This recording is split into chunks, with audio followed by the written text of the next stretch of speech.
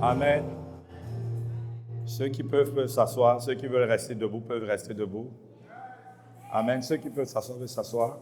Aujourd'hui, le titre du message, c'est un titre qui a été donné de manière prophétique, mais je ne savais pas ce que Dieu allait faire ce matin. Je croyais que Dieu allait seulement enseigner, mais Dieu a dévancé l'enseignement. Le titre de ce matin, c'est de Simon à Pierre. Je dis de Simon à Pierre.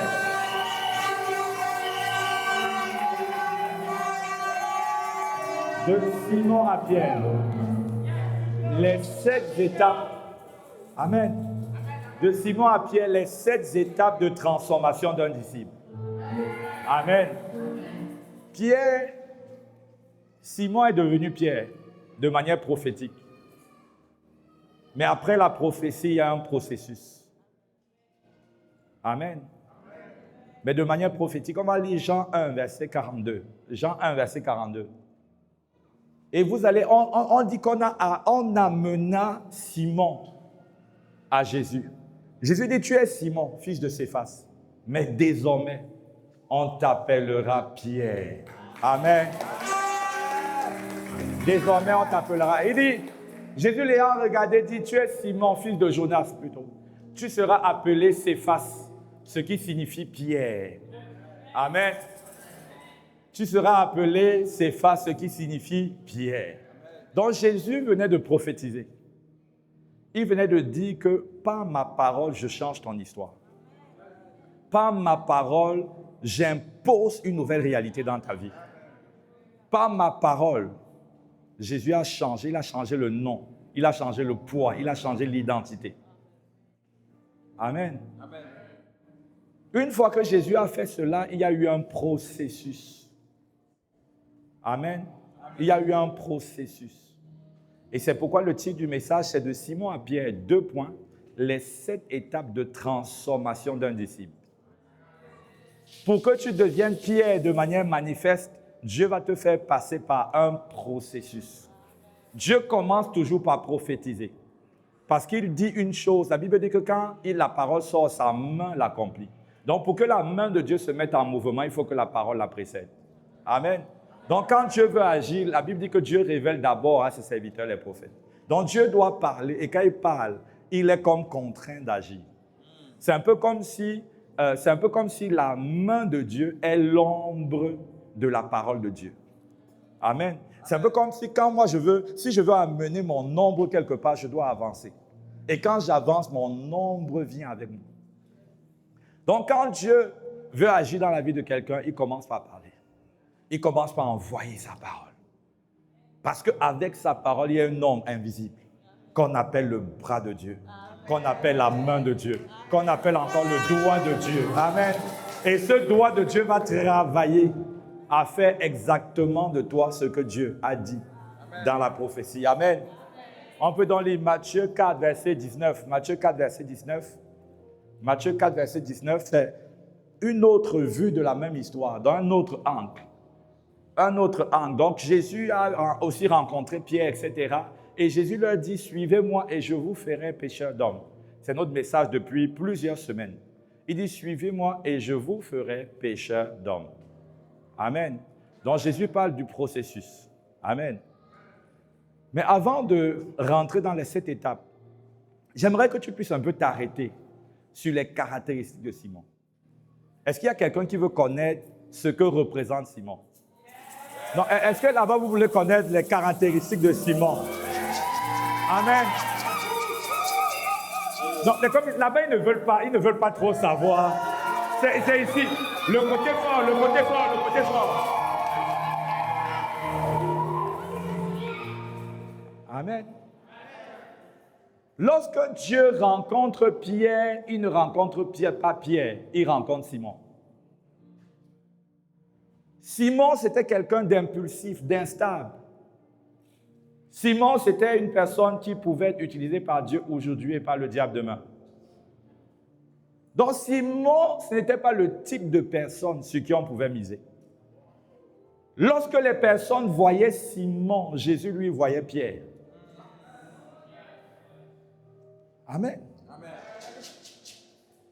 Lorsque des personnes disaient, on connaît Simon, il a une réputation dans le quartier. Il pouvait avoir, je ne sais pas quelle était sa réputation, mais on verra quelques caractéristiques. Tu vois que c'était quand même quelqu'un de dangereux. Et il y a au moins 7 caractéristiques de Simon.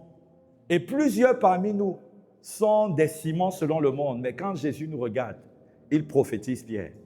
Amen. La première caractéristique de Simon, c'était qu'il avait une bouche contradictoire. Donc Simon avait une bouche contradictoire. Amen. Simon pouvait dire aujourd'hui, il dit vraiment, tu es le Fils de Dieu. Il n'y a personne comme toi. On va lire dans Matthieu 16, versets 16 à 23. Matthieu 16, versets 16 à 23. Donc voilà le Simon que Jésus a rencontré. On dit, Simon répondit, tu es le Christ, le Fils de Dieu, du Dieu vivant. Tu peux continuer, verset 17. Jésus reprenant la parole lui dit, tu es heureux, Simon, fils de Jonas, car ce ne sont pas la chair et le sang qui t'ont révélé cela, mais c'est mon Père qui est dans les cieux. Donc Simon était dangereusement utilisé par Dieu. Mais on continue à la suite, verset 18. Et moi je te dis que tu es Pierre et que sur cette pierre je bâtirai mon église. Je vois quelqu'un sur qui Dieu va bâtir son église. Je vois quelqu'un à partir de qui Dieu va bâtir son église. Je vois une personne à partir de qui Dieu va construire ICC Abidjan. Je vois des personnes que Dieu va envoyer dans des villages pour bâtir son église, envoyer dans les villes, envoyer dans différentes nations, envoyer dans différentes sphères d'influence. Donc Jésus regarde Simon et dit, tu es Pierre, que sur cette pierre je bâtirai mon église, et que les portes du séjour des morts ne prévaudront point contre elle. Amen. Quand Dieu bâtit à partir de Pierre, la Bible dit que les portes des séjours des morts ne prévaudront, on ne va pas s'attarder dessus. Il dit, je te donnerai les clés du royaume des cieux. Ce que tu lieras sur la terre sera lié dans les cieux, et ce que tu délieras sur la terre sera délié dans les cieux. On peut continuer au verset 20. Alors il recommanda aux disciples de ne dire à personne qu'il était le Christ. On va au verset 23, c'est normal le verset 23. Verset 22, allons d'abord au verset 22. On dit Pierre, là on est dans le même chapitre. On a Simon qui a été puissamment utilisé par Dieu. Le même Simon au verset 22 dit Pierre, l'ayant pris à part, se mit à le reprendre et dit, il va reprendre Jésus. Tu vois, c'est la même bouche. La même bouche dit que tu es le Christ et la même bouche reprend Jésus. Hein? C'est à l'image des chrétiens qui adorent Dieu le dimanche, mais le lundi critiquent. C'est à l'image des chrétiens qui prient, qui exhortent le dimanche, mais le lundi sont en train de murmurer dans les WhatsApp. Tu as vu le responsable? Tu as vu? De la même bouche viennent la vie et la mort. C'est ça Simon. Simon a une bouche contradictoire. Simon, c'est quelqu'un de bizarre. Il est mélangé, comme tu dis. Une bouche mélangée. La même bouche bénit, mais la même bouche calomnie. La même bouche aime les bérets. C'est un aggravateur professionnel. C'est Simon. Le même peut te citer 10 versets bibliques, mais le même est un détecteur des défauts dans la vie de ses frères, mais pas dans sa propre vie. Il peut te citer tout ce qui ne va pas dans la vie de son frère. Mais quand c'est lui, oh vraiment le Seigneur connaît ma sincérité, que ton frère n'est pas sincère. C'est Simon. On ne fait pas assez ceci, on ne fait pas assez cela. Expert en critique. Simon. Simon, change. Hé, Simon. Simon, c'est un dangereux. Mais quand nous, on connaît les Simons, souvent on regarde Simon, on dit que Simon est Simon, mais quand Jésus regarde Simon, il dit tu es Pierre. Amen. Il y a un Simon qui se sent comme pris au piège. Simon ne veut pas forcément critiquer, mais c'est devenu comme, la seconde nature n'existe pas, mais c'est devenu comme une tendance, une habitude, un réflexe. Simon n'aime pas murmurer, mais son cœur ne voit toujours que le verre à moitié vide. C'est comme ça qu'il est paramétré. Mais Dieu dit, je vais changer cette tendance, je vais changer ce cœur, je vais te donner la capacité de pouvoir fermer ta bouche et d'ouvrir ta bouche pour bénir et non pour maudire. Amen. Ta bouche sera ouverte pour encourager. Ta bouche sera donnée, pas pour critiquer, mais pour améliorer. Pas pour murmurer, mais pour bénir. Quand tu vois quelque chose ne marche pas, ça veut dire que Dieu t'appelle à la prière. Au lieu d'aller voir ton frère, je ne sais pas si c'est Thomas, pour aller murmurer, tu vas aller dans la présence de Dieu, pas pour murmurer, pour dire Seigneur, étends ta main. Tu sais combien nous sommes misérables. Tu sais combien nous sommes imparfaits. Tu sais combien, Seigneur, nous sommes faits de chair. Alors nous te supplions, étends ta main, transforme-nous, change-nous. Amen. Je vois des Simons devenir Pierre au nom de Jésus. La deuxième caractéristique de Simon, dans Luc 22, versets 33 à 34, Simon a un amour sincère, mais il est instable. Il a un amour sincère. On peut mettre Luc 22. On dit, Seigneur, lui dit Pierre, il dit, je suis prêt. Dieu dit que vous allez m'abandonner, que Satan vous a réclamé pour vous cribler comme du froment. Il dit, vous allez m'abandonner. Il dit, Pierre, tu vas me régner. Pierre lui dit, mon petit, est-ce que tu sais ce que j'ai dans mon cœur pour toi? Donc Pierre est sincère. Pierre reprend Jésus. Jésus lui dit de manière prophétique, j'ai vu que vous allez m'abandonner. Il dit que non, je suis prêt à aller avec toi en prison et à la mort. Et Pierre va même jusqu'à dire que tous les autres peuvent t'abandonner, mais moi, oh, moi, jamais je ne t'abandonnerai. Donc Simon est sincère, mais c'est le même Simon qu'une petite vieille femme va le stresser au point de régner Jésus. Le même Simon qui était sincère est le même qui va régner Jésus. Simon. Simon représente des personnes qui, le dimanche, prient jusqu'à se coucher. Pleure, Éternel, tu es tout mon cœur. Ma vie, c'est toi. Je n'ai personne d'autre que toi. Je te suivrai quel que soit le coup. Donc Simon prie. Simon pleure de manière sincère. Mais le lundi, Simon colle la petite dans les couloirs.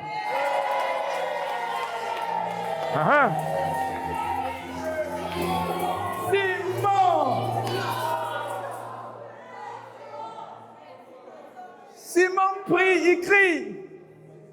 Mais le lundi, Simon est dans le noir devant l'ordinateur, en train de regarder des films bizarres. Hé, Simon! Simon est sincère, mais en face de la tentation, Simon flanche. Simon tombe. Simon renie sa foi. Oh, Simon, il est sincère. Il y a des gens qui sont venus Simon, mais ils vont retourner Pierre. Amen. Tous les dimanches, ils sont Simon. Mais à compter d'aujourd'hui, ton nom change. Je dis, ton identité change.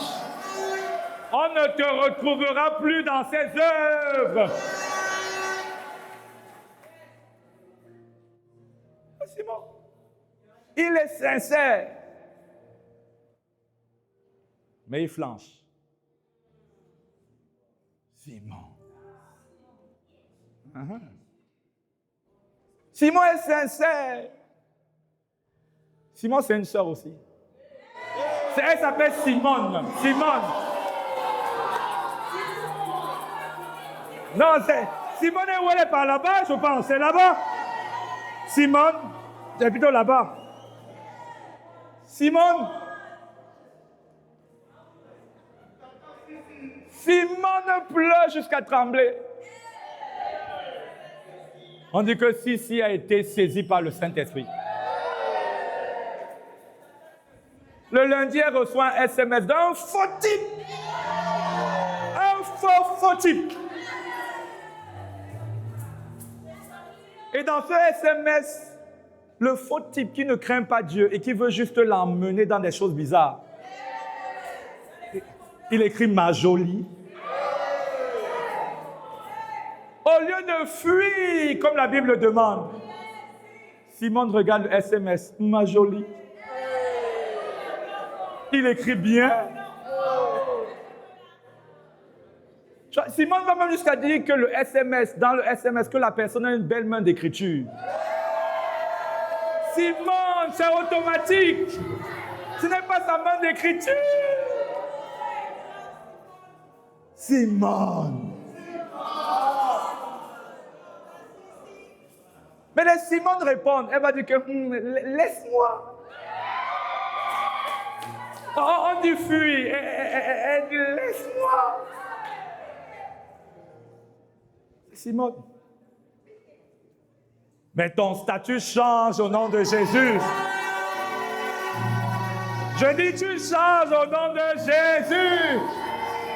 Tu es passé de Simon à Pierre. La troisième caractéristique de Simon. Simon est courageux, mais il n'est pas persévérant. Simon sort de la barque. On dit qu'il y a un fantôme qui arrive. Il dit que Seigneur Jésus, si c'est toi, ordonne que je marche sur les eaux. Simon sort, il commence à marcher sur les eaux. Mais à un moment, il flanche. Il commence à se noyer. Ça représente les chrétiens. Après 3 jours de jeûne, on ne le voit plus. Il a commencé une bonne dynamique. Tu regardes le frère, tu dis que le frère, il a pris feu. Il est zélé, il est passionné, mais c'est pour peu de temps. Il commence, mais il ne va pas au bout. C'est Simon. Il commence une vie de jeûne, mais il ne va pas au bout. Il avait suivi un message que j'avais donné un dimanche sur l'importance du jeûne. Il a dit chaque semaine, je vais jeûner un jour. Il a fait ça pendant 3 semaines et depuis, il a oublié. C'est Simon. Il était connecté au temps de prière. On a dit, il y a un feu qui l'a embrasé, mais c'était juste pendant 2 semaines. Depuis 1 mois, on ne sait pas où il est. Donc Simon, il est sincère, il est audacieux, il décide d'avancer, mais il ne va pas au bout. C'est ça le problème de Simon.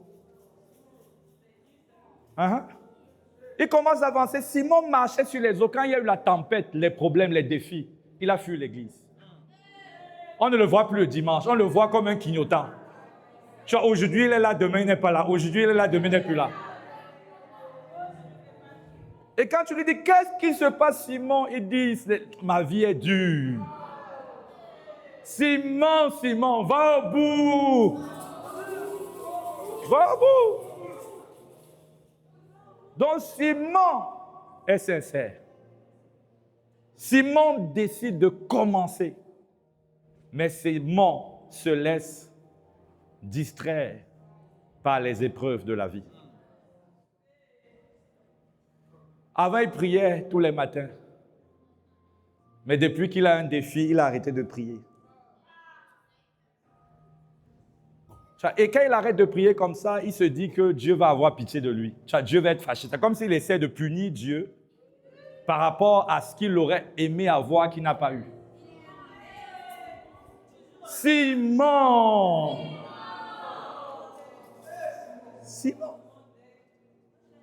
Donc Simon commence, Mais il ne termine pas. Amen. Il y avait plusieurs Simon qui étaient entrés, mais ils sont sortis Pierre. Je dis, ils ressortent Pierre, ils ressortent Pierre. Ils ressortent Pierre. Ils vont commencer, ils vont continuer, ils vont demeurer. Amen. Ils vont persévérer jusqu'au bout. Quand Dieu mettra quelque chose dans leur cœur, ils ne vont pas laisser la tempête venir les distraire. Ils vont aller au bout de ce projet. Ils vont aller au bout dans leur vie de prière. Ils vont aller au bout dans leur consécration à Dieu. Ils vont aller au bout. Ils vont dire, rien ne m'empêchera. Rien ne m'empêchera d'aller au bout de ce que j'ai commencé. J'ai décidé d'être sérieux avec Dieu. Je le serai jusqu'à la gare. Je le serai. J'ai décidé de venir à l'église le dimanche, qu'il pleuve ou qu'il ne pleuve pas. Quelle que soit la situation et la circonstance, je serai là. C'est Pierre. Parce que Simon, quand il se réveille le dimanche, il check d'abord, est-ce que j'ai mal à la tête ou pas? Tu vois, c'est lui qui provoque la maladie. Est-ce que j'ai mal à la tête? Il dit, on dirait que j'ai un peu mal à la tête, ça commence. Donc, je vais suivre le culte en ligne. Il ne sait pas que suivre le culte en ligne n'existe pas.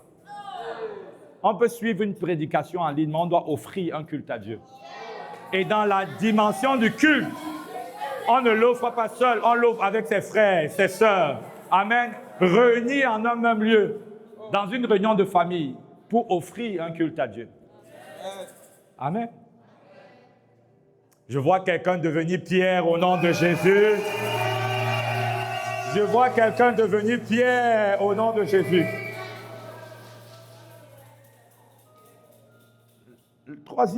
Le quatrième point plutôt, de Simon. Simon a une vie centrée sur lui. Matthieu 17, verset 4. Simon. Là, c'est l'histoire de Jésus qui prend Jacques, Jean et Pierre, donc Simon.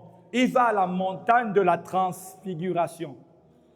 Et pendant que Jésus est à cette montagne, la Bible dit qu'il y a Moïse et Élie qui apparaissent et on dit qu'il est transfiguré. Et quand il est transfiguré, voilà ce que Simon dit. Il dit, Pierre, prenant la parole, dit à Jésus, « Seigneur, il est bon que nous soyons ici. Si tu le veux, je dresserai ici 3 tentes, une pour toi, une pour Moïse et une pour Élie. Et les autres qui sont restés au pied de la montagne. » Hein? Simon, il a goûté à la présence de Dieu. Il dit, bon Seigneur, gardons ça juste pour nous.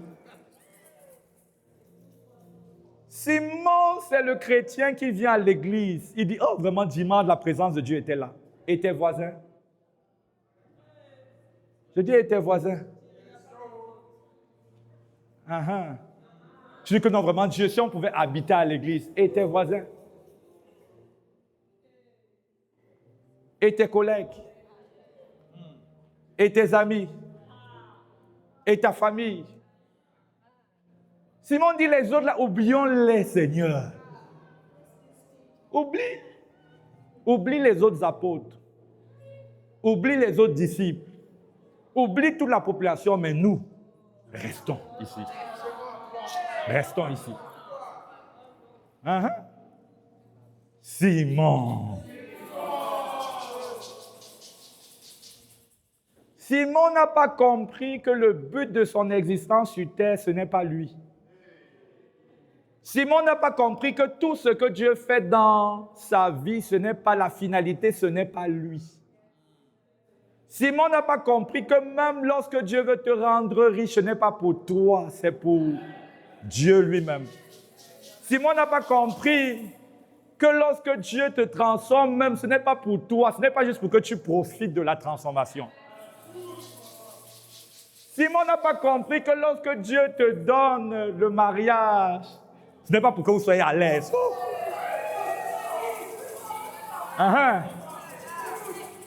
Que le Seigneur soit à l'aise, vraiment, chérie. Vivons notre vie, profitons.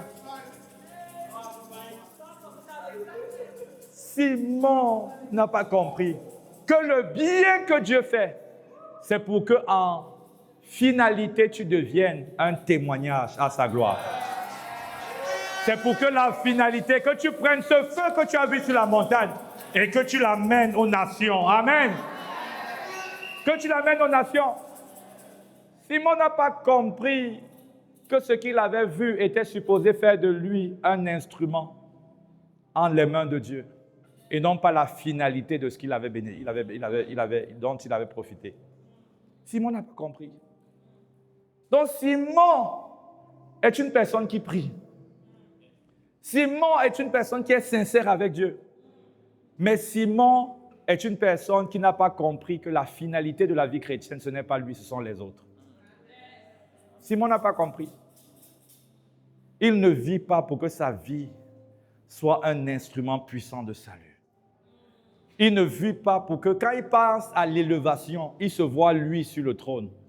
Mais il ne va pas au-delà de lui sur le trône, voir des nations qui vont bénir le Seigneur à cause des œuvres extraordinaires qui sortiront de sa vie.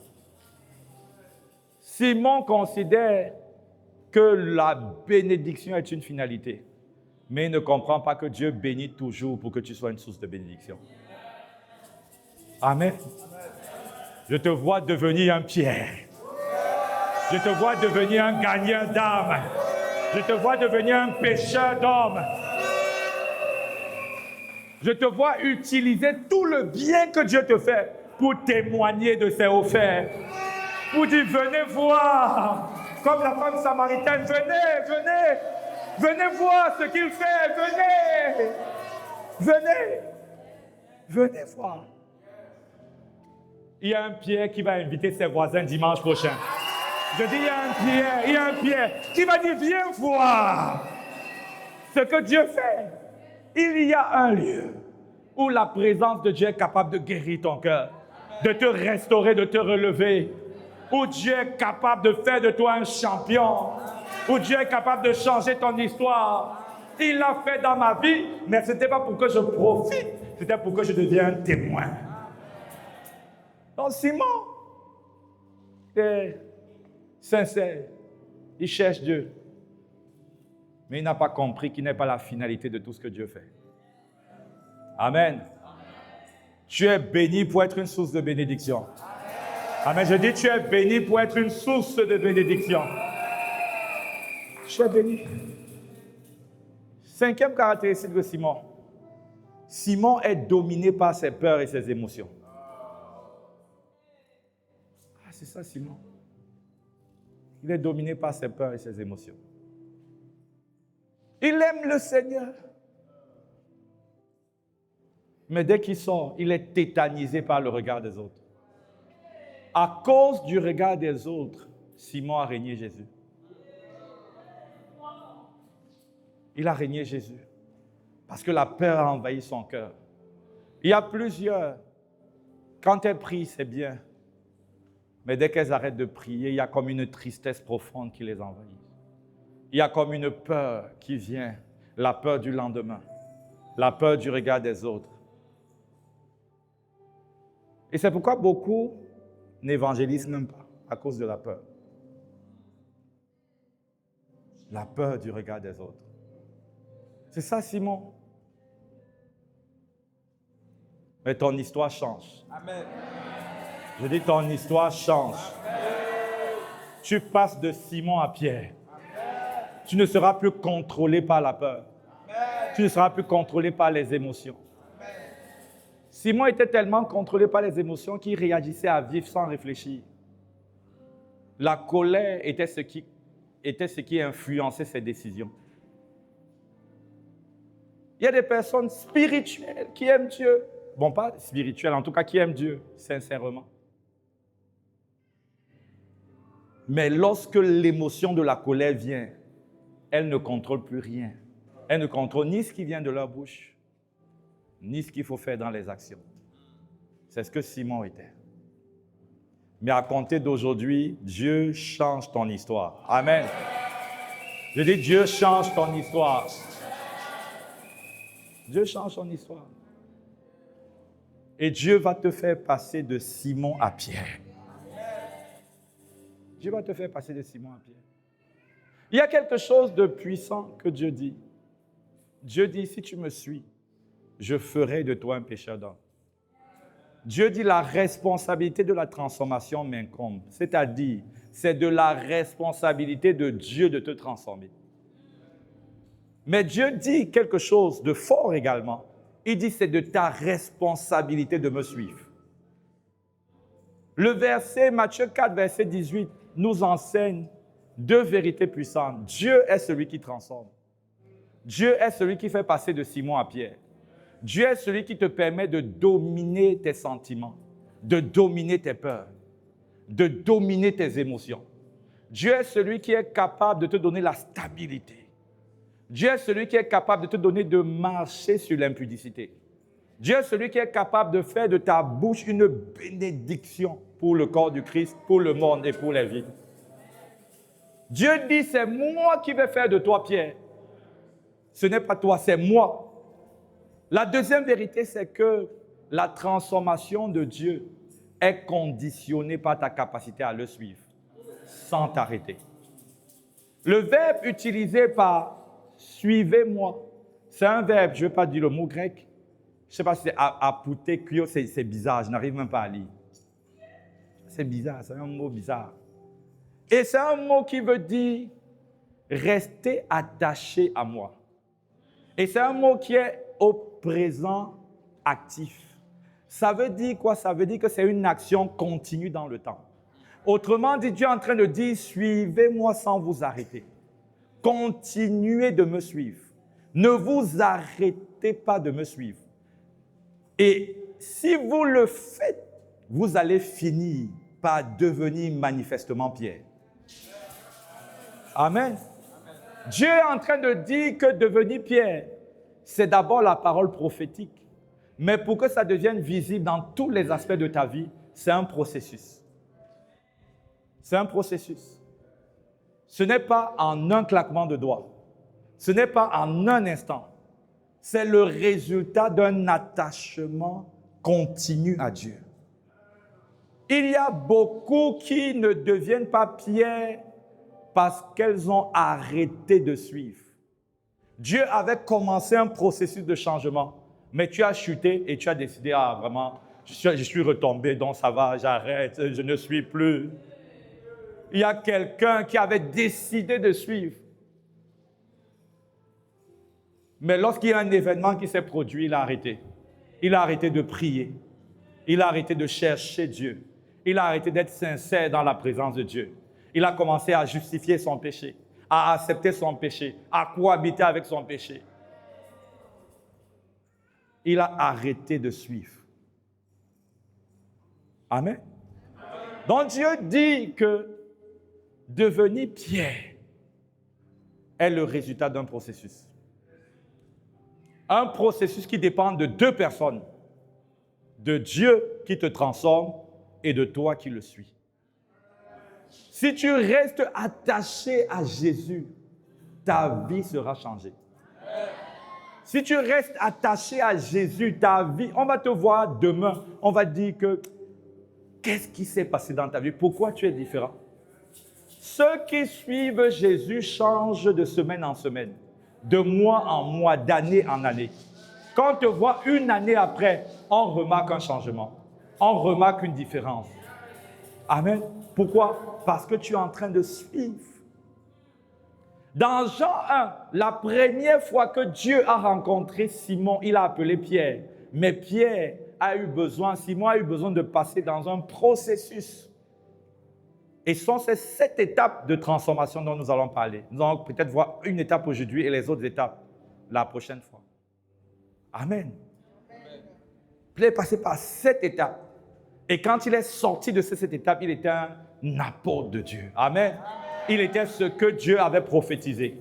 Il était ce que Dieu avait vu et que Dieu avait déclaré. Et je crois que quand Dieu te regarde, les gens voient échec, mais Dieu voit victoire. Amen. Quand Dieu te regarde, les gens voient impudicité, mais Dieu voit sainteté. Quand Dieu te regarde, quand les hommes te regardent, ils disent blocage, mais Dieu voit libération, délivrance, liberté. Quand les gens te regardent, les gens voient pauvreté, manque, mais Dieu lui voit richesse pour Dieu. Quand les gens te regardent, les gens voient dépression, les gens voient tristesse profonde, mais Dieu voit un être joyeux. Dieu voit et il prophétise. Je vois Dieu appeler quelqu'un Joy. Joy qui veut dire joie. Ton nouveau nom sera joie. Toi qui étais dans la tristesse, Dieu dit joie. Toi qui étais dans la dépression, Dieu dit joie. Ton nom sera Joy. Donc Dieu a vu Simon avec sa réalité, mais il a prophétisé la vérité. La vérité n'est pas ton présent. La vérité, c'est ce que Dieu est capable de faire dans ta vie. Ce que Dieu est capable de te faire devenir. L'État peut-être t'a condamné dans un statut social. L'État a dit que non, toi tu n'iras nulle part. Toi tu as fini par croire que tu n'iras nulle part. Dieu ne t'a pas créé pour que tu n'ailles nulle part. Dieu t'a créé parce qu'il y avait des projets de paix et non de malheur sur ta vie. Dieu a des projets pour toi. Dieu a des projets. Mais pour que ces projets viennent en manifestation, il faut que tu deviennes Pierre. Il y a une version qui est capable d'accomplir ce que Dieu a préparé pour toi. Il y a une version qui est capable de pratiquer les œuvres que Dieu avait préparées pour toi. Et cette version, c'est Pierre. Et je te vois devenir Pierre. Je te vois devenir Pierre. Souvent, quand on voit des personnes, on a l'impression que... Moi, je suis un exemple vivant. Je ne suis pas un Pierre accompli. Il y a encore des choses que Dieu change. Amen. Mais je suis quand même un Pierre. Amen. Et ma vie n'a pas toujours été comme ça. Dieu a dû me changer pendant des années. Si tu m'avais rencontré avant, tu allais dire vraiment, c'est un être bizarre, une créature. Tu as même appelé créature, tu vois. Moi, je suis né, ma mère m'a eu à 16 ans. À 16 ans, ça veut dire qu'elle ne me désirait pas. Et à 16 ans, ça veut également dire qu'elle n'avait pas la capacité de prendre soin de moi. Et donc, j'ai grandi de foyer en foyer quand j'étais petit. Avec tout ce que ça comporte. Donc, j'ai vécu des choses bizarres. J'ai vécu des choses, c'est pendant que je parle même qu'il y a certaines choses qui reviennent. Parce que, bon, après, j'avais enterré certaines choses. J'ai vécu des choses bizarres. À 6 ans, déjà, je vendais par exemple à la sauvette. À 6 ans, je vendais à l'extérieur. Là. Quand on rentrait de l'école, on prenait des avocats et on allait se balader pour vendre. J'étais dans une famille où manger un plat, c'était une bénédiction et un don de Dieu. À 6 ans, 7 ans. Je suis arrivé dans une maison où il y avait l'inceste. Sur mon lit avec mes cousins, ma cousine, le même lit, la même pièce. 7 ans exposé à ces choses. Mon âme était défigurée. Mon âme était complètement bousillée. Donc, je n'étais pas comme ça. J'ai dû faire face à certaines réalités où, dès l'âge de 10 ans, j'ai commencé à avoir une vie d'impudicité terrible. À 12 ans, j'ai eu ma première copine. À 12 ans, j'ai commencé à aller en boîte de nuit. À 12 ans. À 13 ans, j'ai commencé à boire jusqu'à saouler. À 13 ans, j'ai failli faire une fugue. Puisqu'avant, j'étais chez mon père. J'ai failli quitter chez mon père pour fuir la maison. À 13 ans. Donc, ma vie était compliquée. Ma vie n'a pas été simple. J'ai brisé tellement de cœurs. J'ai fait tellement du mal à plusieurs personnes. Donc, mon âme était défigurée. J'ai fait des choses très tôt qui m'ont pourri, qui m'ont sali, qui m'ont détruite. À un moment, j'ai voulu et je me disais que ma place n'est pas sur terre et que je ferais mieux d'être 6 pieds sous terre, être enterré, être mort, parce que je me trouvais sale. Sale à cause de ce que je faisais. Sale à cause de ce que j'étais. Donc ma vie n'a pas été simple. Et quand mes parents ont commencé à avoir l'argent, puisqu'après ça part la grâce de Dieu, mon père et ma mère ont eu d'argent. Et donc quand ils ont commencé à avoir l'argent, au lieu de bénir Dieu, j'ai commencé à devenir très orgueilleux. Je voulais démontrer que mes parents ont l'argent, parce que j'ai vécu dans une précarité profonde. Je voulais démontrer. Donc, j'étais très orgueilleux. Et même quand je marchais à 12, 13 ans, moi, je marchais toujours avec les mains dans les poches. Ça, je ne marchais pas n'importe comment. Je ne me prenais pas pour 5 francs. Donc, c'est devenu, j'étais très orgueilleux. Très, très orgueilleux. J'étais orgueilleux au point où une fois, j'avais des pièces. J'ai vu l'ami d'un de mes oncles. Je lui ai dit, les pièces sont trop lourdes et elles sentent. Moi, je mérite que les billets. Je lui ai donné toutes les pièces. J'étais orgueilleux. Vantard. Quand les gens me voient, ils disent que, mais pasteur, tu es d'une humilité redoutable. C'est que je suis passé de Simon à Pierre. Je suis passé de Simon à Pierre. Pendant des années, Dieu a dû me tailler. Et quand je suis devenu chrétien, cet orgueil a été transformé en orgueil religieux. J'ai commencé à me voir comme étant supérieur parce que j'aimais Dieu. J'étais zélé, passionné pour Dieu. Tout de suite, dès que j'ai donné ma vie au Seigneur, je suis devenu un leader. J'encadrais des personnes. Alors je me voyais comme le roi du monde. L'homme qui connaît tous les mystères. L'homme qui connaît les secrets de Dieu. Je corrigeais les pasteurs pendant qu'ils prêchent dans mon esprit. J'étais dur avec les personnes que je servais. Je ne comprenais même pas qu'un chrétien puisse aller dans une fête, même chrétienne, et qu'il danse. Parce que pour moi, danser, c'était agir dans la chair. Pour moi, tu ne peux pas, même si c'est une louange chrétienne, je parle bien d'une louange. Parce que pour moi, il fallait louer en étant connecté au trône. Dans les danses où tu t'excites trop, je dis, la chair. Pour moi, il fallait, même quand tu loues, ça doit être posé. Tu dois toujours être connecté avec le trône. J'étais tellement orgueilleux que j'ai empêché plusieurs de faire même des danses prophétiques. Tu étais ma fille, mon fils, tu faisais des danses prophétiques, tu avais affaire à moi. Tellement orgueilleux que je jugeais, je frappais, pas physiquement, mais avec la parole. J'étais dur. Ceux qui sont critiques sont des orgueilleux. Et quand je le dis, je suis passé par là. Ceux qui passent le temps à murmurer sont des orgueilleux. Ça veut dire qu'ils estiment qu'ils sont meilleurs que les autres. Mais Dieu a commencé à me montrer la pourriture de ma vie. Mais Dieu a pris du temps à me changer. Dieu a pris du temps à me transformer. Donc aujourd'hui, le produit que vous voyez, c'est un produit semi-fini, ce n'est pas encore fini. Mais le semi-fini fait que Dieu a changé profondément beaucoup de domaines de ma vie. Amen. Dieu a changé beaucoup de domaines, mais c'était un processus. Dieu a fait de moi ce que je suis devenu parce que j'ai décidé de le suivre. J'ai décidé, quand je voyais cette tendance, je criais à Dieu. Je criais à Dieu. Je disais, non Seigneur. Non. Donc Dieu peut te faire passer de Simon à Pierre. Mais il faut que tu t'engages à le suivre. Il faut que tu t'engages. Il faut que tu t'engages. Amen. Amen. Et donc la première étape, quand même pour terminer, la première étape, parce que c'est un peu en lien avec mon témoignage, la première étape de transformation de Dieu, c'est quoi? C'est reconnaître son péché, reconnaître son état. Reconnaître les attitudes de Simon. Reconnaître les tendances de Simon. Arrêtez de justifier. Arrêtez de dire que j'aime les femmes parce que j'ai été exposé à certaines choses quand j'étais petit. Mon ami, même si les autres étaient fautifs, tu es le responsable de la suite de ta vie. Tu ne peux pas continuer d'accuser les autres de ce que tu es aujourd'hui parce que Dieu te donne le pouvoir de devenir quelqu'un d'autre. Donc c'est reconnaître. La Bible dit dans Luc 5, on peut afficher.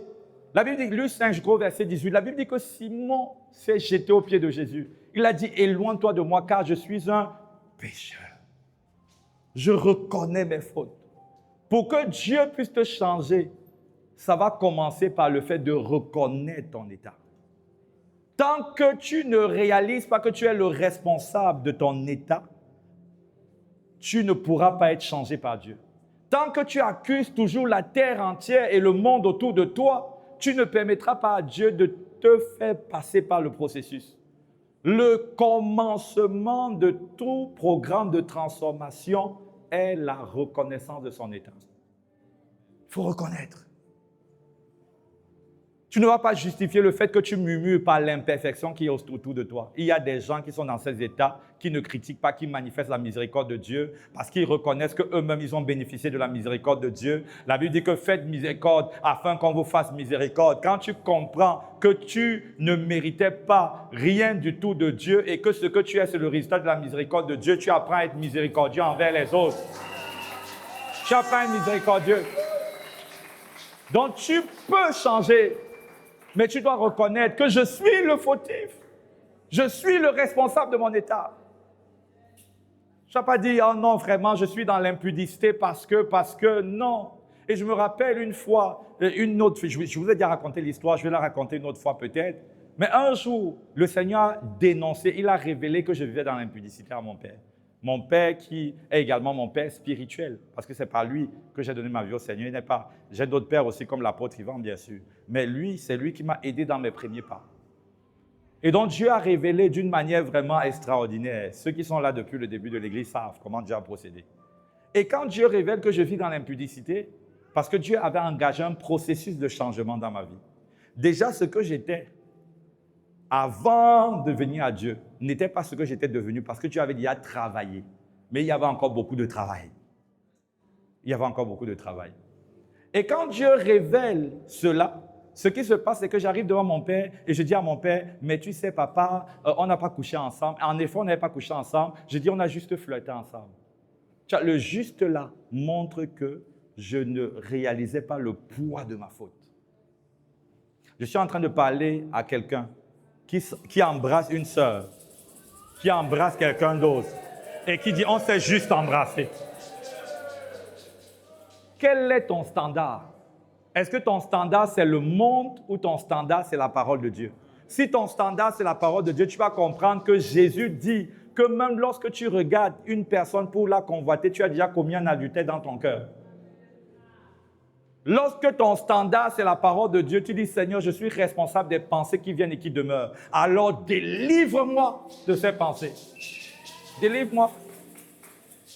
Mais ça commence par reconnaître. Je reconnais, Seigneur, que ces pensées n'ont pas leur place dans mon cœur.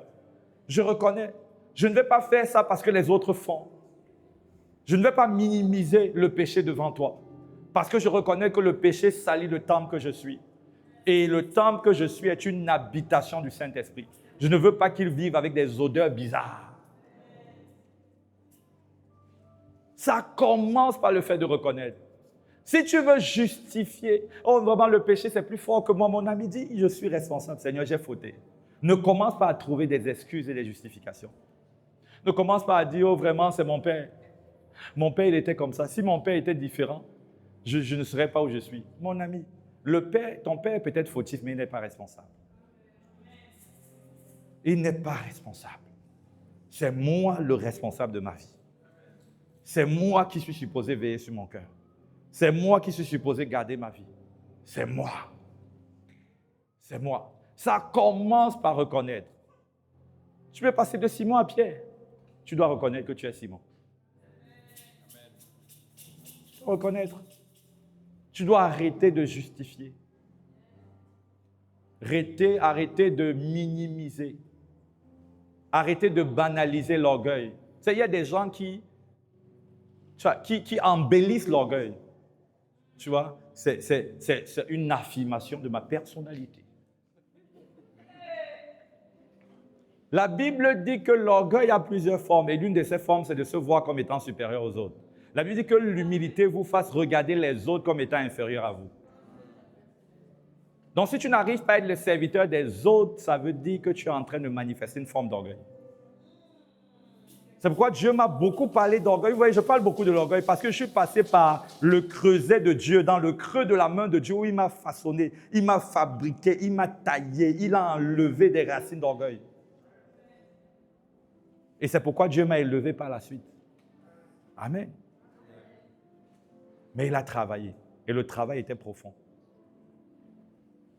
Et si Dieu l'a fait pour moi, il le ferait également pour toi. Amen.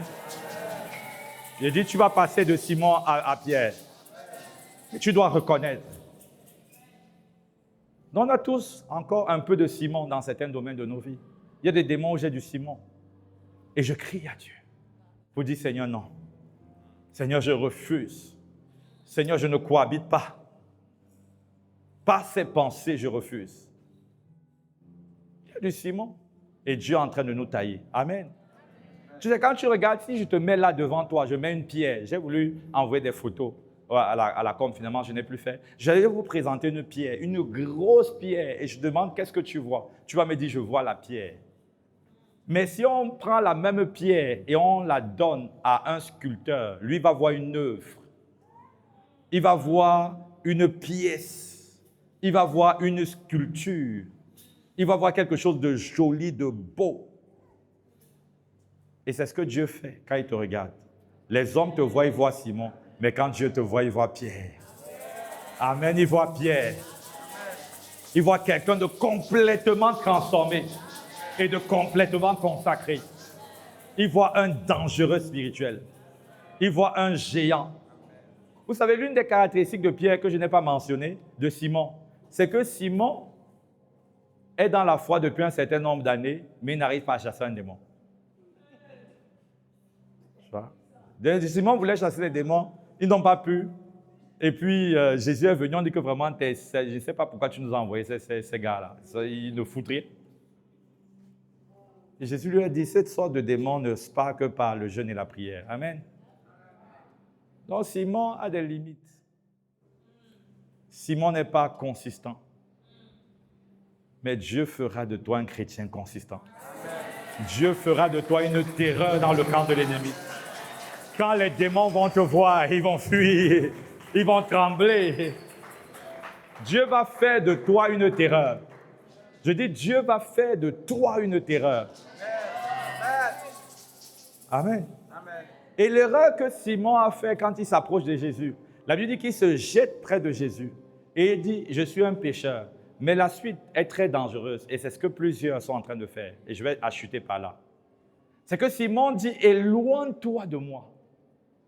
Il dit, éloigne-toi de moi car je suis un pécheur. Autrement dit, Simon est en train de dire, si j'étais bien, c'est où je pouvais marcher avec toi. Simon ne réalise pas que ce sont les malades qui ont besoin de médecins. Amen. Simon ne réalise pas que si tu pouvais être transformé loin de Dieu, tu n'aurais plus besoin de Dieu. Amen. Simon ne réalise pas que tes péchés sont la raison même pour laquelle il faut que tu t'approches de Dieu. Amen. Simon ne réalise pas que ce n'est pas loin de Dieu que nous sommes changés, mais que c'est proche de Dieu que nous sommes transformés. Amen. Simon dit, éloigne-toi de moi, car je suis un pécheur. Mais il ne savait pas que Jésus était venu pour ceux qui étaient des pécheurs, pour ceux qui étaient mal portants, pour ceux qui avaient des défis. Donc tes défis et tes challenges ne te rendent pas nauséabond devant Dieu. Tes défis, tes challenges, tes péchés, tes problèmes, tout ce que tu veux, te rendent candidat à la visitation de Dieu. Tes défis, tes problèmes, tes combats, tes luttes attirent le bras de Dieu et l'attention de Dieu sur ta vie. Donc ce n'est pas parce que tu es Simon que tu dois fuir, c'est parce que tu es Simon que tu dois courir vers Dieu. C'est parce que tu es Simon que tu dois aller vers Dieu. C'est parce que tu as ce défi où les hommes t'auraient condamné. Dieu dit, c'est exactement à cause de ce défi que je te choisis toi. Dieu ne choisit pas Pierre, mais Dieu choisit toujours Simon. Parce que si Dieu choisit Pierre et qu'il glorie et qu'il agisse à travers la vie de Pierre, Pierre va prendre toute la gloire. Dieu doit choisir Simon, faire de Simon Pierre avant de pouvoir l'utiliser afin que toute la gloire lui revienne. Les Simons sont des candidats, les Pierres ne le sont pas. Donc ton incapacité, les défis que tu traverses aujourd'hui, l'état dans lequel tu es, peut-être tu dis, non, moi je suis impudique.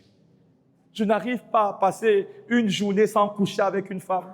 Je n'arrive pas à arrêter d'être sur les sites pornographiques. Je n'arrête pas à arrêter de me masturber. Je n'arrive pas. Alors je m'éloigne de Dieu. Dieu dit non, attache-toi à moi. Le problème des chrétiens, ce n'est pas le fait qu'ils soient Simon. Le problème des chrétiens, c'est qu'ils ont arrêté de suivre. Ils ont arrêté de s'attacher. Ils ont arrêté de compter sur Dieu. Ils ont arrêté de chercher Dieu pour être transformés. Ils ont arrêté de venir et de rester là dans la présence de Dieu jusqu'à ce qu'il fasse une œuvre profonde dans leur cœur. Ils ont arrêté. Le problème n'est pas d'être un Simon. Le problème est d'être un Simon qui veut fuir, qui veut s'arrêter de suivre, qui ne veut pas continuer de suivre. Mais Dieu fait de toi un Simon qui va suivre. Amen. Amen. Tu es un Simon qui va suivre jusqu'à devenir Pierre. Amen. Donc la première étape de la transformation, c'est reconnaître. Et reconnaître, ce n'est pas juste mettre le doigt sur son péché et fuir. Reconnaître, parce que reconnaître, ce n'est pas la culpabilité. La culpabilité te fait fuir de Dieu, mais la conviction te rapproche de Dieu. Lorsque tu as la conviction, tu reconnais que je suis un malade et tu cherches le médecin. Lorsque tu as la conviction, tu reconnais que ma vie n'est pas où elle doit être et tu cherches le médecin. Celui qui reconnaît, qui est convaincu, s'applique à chercher Dieu de tout son cœur. S'applique à développer une vie de méditation de la parole. S'applique à développer une vie de prière. S'applique à marcher avec Dieu parce qu'il sait que son remède, c'est le fait de suivre Dieu. Et qu'en suivant Dieu, il va finir par devenir, au nom de Jésus, je te vois devenir, au nom de Jésus. Je te vois devenir exactement ce que Dieu a dit que tu seras au nom de Jésus. Je te vois devenir. Je te vois devenir. Amen. Tu vas devenir un produit fini. Nous tous, on n'était pas où on est aujourd'hui.